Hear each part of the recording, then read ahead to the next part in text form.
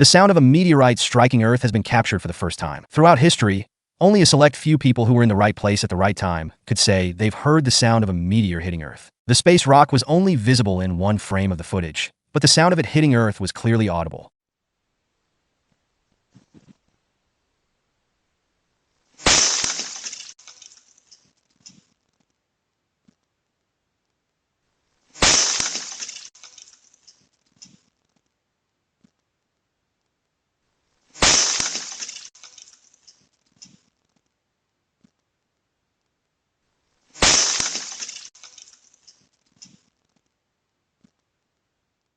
The impact left a starburst of dust on the driveway. An indentation was left in the driveway from the force of the impact. These were the biggest pieces of the meteor found.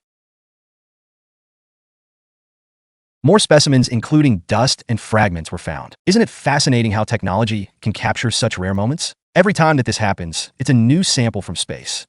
It's from the asteroid belt between Mars and Jupiter, so it's come a long way. It's actually the first and only meteorite ever found on the island. And what a way to make that discovery. For more amazing captured videos, please like and subscribe to my YouTube channel, Amazingly Captured.